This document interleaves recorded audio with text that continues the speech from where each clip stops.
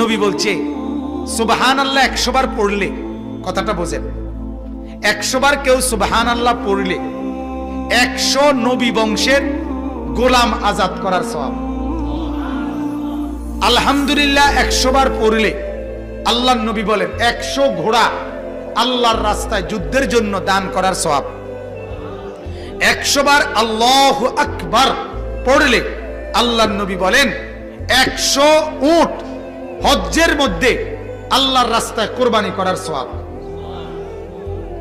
কয়টার সওয়াব কইলাম? সুবহানাল্লাহ, আলহামদুলিল্লাহ, আল্লাহু আকবার। এরপরে নবী বলে 100 বার যে পড়বে লা ইলাহা ইল্লাল্লাহ, বলেন, আবার বলেন, লা ইলাহা ইল্লাল্লাহ, লা ইলাহা ইল্লাল্লাহ, লা ইলাহা ইল্লাল্লাহ। তাসবিহ পড়তে যেন তাড়াহুড়া না হয়, ঠিক আছে না? ইনশাআল্লাহ সুন্নত, সুন্নত হলো ধীরে ধীরে পড়া, এক এক নিঃশ্বাসে এক একবার পড়া। সুবহানাল্লাহ, সুবহানাল্লাহ, সুবহানাল্লাহ, সুবহানাল্লাহ, সুবহানাল্লাহ, সুবহানাল্লাহ, সুবহানাল্লাহ, আলহামদুলিল্লাহ, আল্লাহু আকবার। কয় আসেনি মানে না হলে না, দেখছি না থাকলে কি আপনি শান্তির দেশের থেকে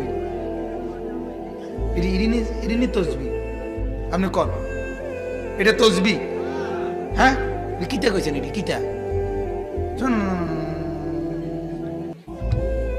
না শয়তানি না বলি, মূলত এটা অবুঝ, ভুল পদ্ধতি। কি পদ্ধতি বলেন? ভুল কি না বলেন? তাসবিহ পড়বেন এক নিঃশ্বাসে একবার। কয় নিঃশ্বাসে কয়বার?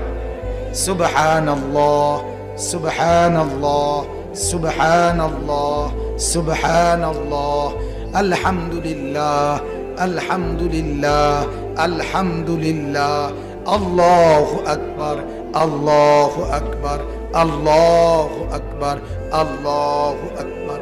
এভাবে আসরের পরে, ফজরের পরে, নামাজের পরে যে 100 দানার তাসবিহ পড়েন 33, 33, 34 বার, এটা এইভাবে পড়বেন।